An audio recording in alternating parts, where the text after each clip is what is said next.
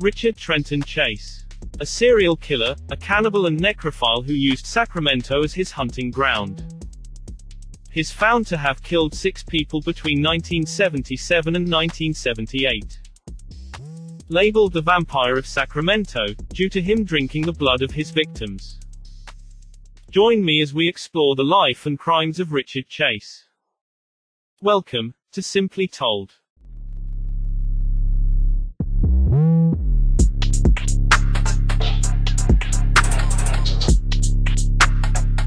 Richard Chase was born on the 23rd of May 1950 in Sacramento, California. At the age of 5, he was already exhibiting signs suggesting the possibility that he could be psychotic. He became hypochondriac at a very young age, believing in some wacky ideas like, his heart would at times stop beating, or believing his body could absorb vitamin C from oranges by simply holding them against his forehead. He also believed that his cranial bones had split somehow, and these bones were moving around on their own. The only way he knew he could witness these bone movements for himself, was to lose the hair. So he shaves his head. Richard believed his mother was trying to poison him. So he decides to move out of his mother's house and in with his friends, who he was now sharing the apartment with. But clearly their friendship doesn't stand the test of time. Now that they got to know him, his housemates wasn't happy with his conduct, complaining that he's always drinking and smoking funny stuff. Also, he was fond of walking around in his birthday suit, even when they had guests over. Nice one, Richie. His housemates wants him out, but he refuses to leave.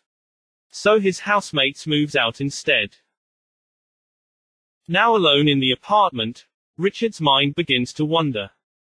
Before long, his mind makes a wrong turn. He starts trapping small animals which he kills, disembowels, then eats. Either raw or mixed with cola in a blender. Yep, and serves it in a tall glass with crushed ice, with a little umbrella on top.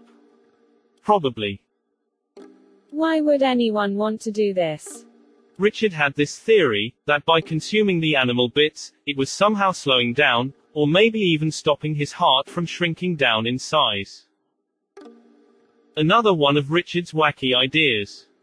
He believed his heart was shrinking. And the only way to stop, or slow down that process was to munch a bunch of dead birds and mice. Later Richard lands up in hospital after he injects himself with rabbit blood. Yep, rabbit blood. I mean, what the fuck, dude? Actions like that ultimately guaranteed his reservation at a psychiatric facility, between 1973 and 1976. During his time at the facility, his bloodlust grows strong.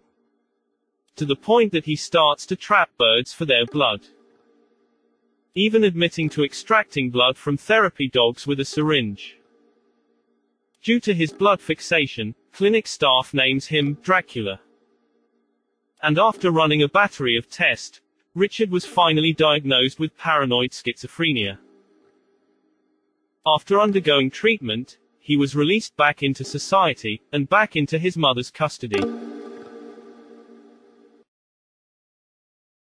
August 1977. Late one night in the Lake Tahoe area, the police pulls over a pickup truck, with Richard Chase behind the wheel. He was covered in blood. The police believe the blood not to be human. Probably from a farm animal, like a cow. So they let Richard go. But over time, with no one around him to help keep his mind in check, Richard becomes more and more delusional. Then, the 29th of December 1977, Richard spent Christmas alone. He didn't go home for Christmas that year and he was feeling a little anxious and angry. 51-year-old Ambrose Griffin was Richard's unfortunate first victim. During his final moments, Ambrose was helping his wife with the groceries.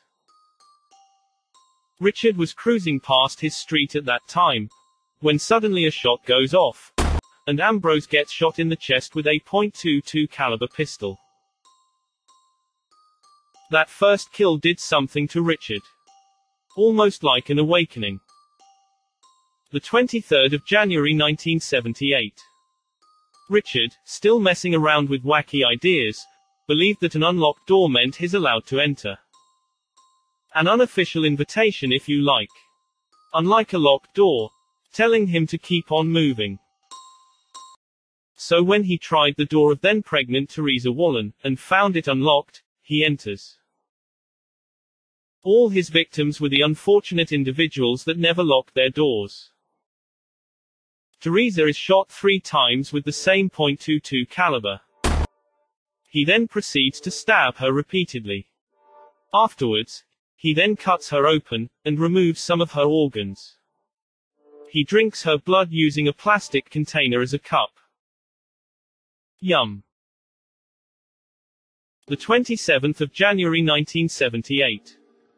Richard walks towards the home of Evelyn Maroffs. He tries her door, and it's unlocked. But Evelyn wasn't alone. She had company. Her friend, Dan Meredith, was there hanging out, her 6-year-old son, Jason, was there, and her 22-month-old nephew, David Ferreira, who she was babysitting at the time. He shoots Dan in the head, killing him instantly. Richard grabs his car keys, and moves on. In the bedroom, he shoots Jason in the head. Twice. But what he does to Evelyn shocked even the toughest of police officers. She was found cut open, partially eaten, with some of her organs missing. An unexpected visitor suddenly knocks on the door. Surprised, Richard exits their home, and makes his getaway in Dan's car. But it wouldn't take the police long to arrest him, thanks to the culprit leaving his bloody fingerprints behind.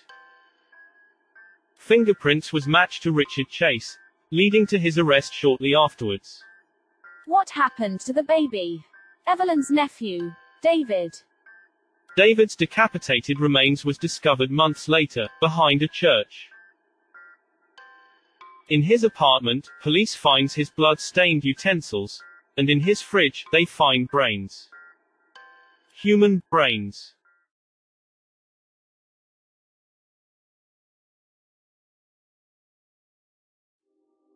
The jury returns after 5 hours of deliberation, and finds Richard guilty of 6 counts of murder. He was sentenced to death. Other inmates hear of his crimes. They try and convince him to take his own life, which he inevitably does.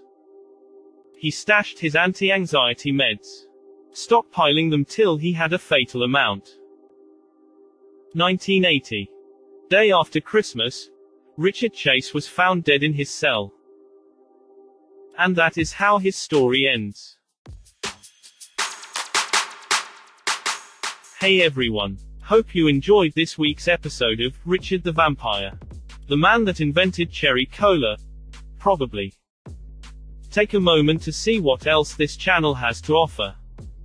And like every other YouTube channel requesting you to subscribe.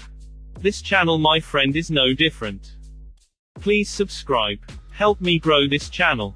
Every little bit helps, and it's appreciated. See you in the next offering of Simply Told. Thanks for watching. And don't forget to lock your door.